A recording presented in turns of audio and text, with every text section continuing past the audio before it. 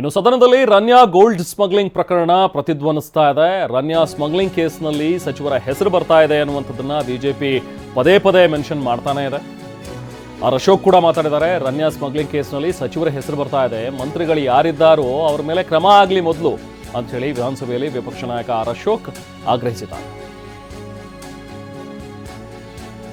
ಚಿನ್ನ ಕಳ್ಳ ಸಾಗಾಣಿಕೆದು ಕೂಡ ಮಂತ್ರಿಗಳ ಮೇಲೆ ಬರ್ತಾ ಇದೆ. ಯಾರು ಮಂತ್ರಿಗಳಿದ್ದಾರೆ ಅಂತ ಹೇಳಿ ಸರ್ಕಾರ ಕ್ರಮ ತೆಗೆದುಕೊಳ್ಬೇಕು.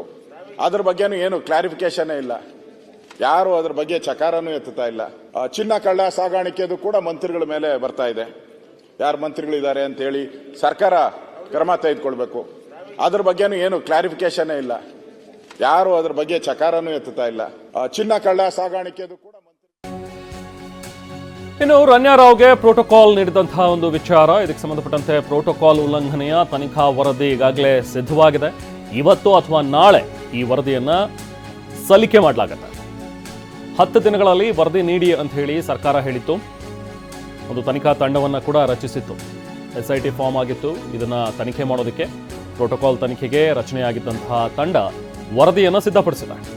IAS IPS ನೇತೃತ್ವದ ತಂಡ, IAS IPS ಅಧಿಕಾರಿಗಳು ಇರುವಂತಹ ತಂಡದಿಂದ ವರದಿ ಸಿದ್ಧವಾಗಿದೆ. ಈಗಾಗಲೇ ಪ್ರೋಟೋಕಾಲ್ ಸಿಬ್ಬಂದಿ ಹೇಳಿಕೆಯನ್ನು ಕೂಡ ದಾಖಲು ಮಾಡ್ಕೊಂಡಿದ್ದಾರೆ. ಬಸವರಾಜ, ಹಾಗೆ ಮಹಾಂತೇಶ್, ವೆಂಕಟರಾಜು ಇವರೆಲ್ಲರನ್ನು ಕೂಡ ವಿಚಾರಣೆ ನಡೆಸಿದ್ದಾರೆ. ಸಿಬ್ಬಂದಿ ಹೇಳಿಕೆ ಆಧರಿಸಿ ರಾಮಚಂದ್ರ ರಾವ್ ವಿಚಾರಣೆ ಆಗಿದೆ. ನಿನ್ನೆ ಶಕ್ತಿ ಭವನದಲ್ಲಿ IPS ರಾಮಚಂದ್ರ ರಾವ್ ಅವರ ಒಂದು ವಿಚಾರಣೆ ಆಯಿತು. ಎಲ್ಲರ ಹೇಳಿಕೆಯನ್ನು ದಾಖಲು ಮಾಡಿಕೊಂಡಿದ್ದ ತನಿಖಾ ತಂಡ ಇನ್ನೇನು ಇವತ್ತು ಅಥವಾ ನಾಳೆ ಆ ವರದಿಯನ್ನು ಸಬ್ಮಿಟ್ ಮಾಡ್ತಾರೆ.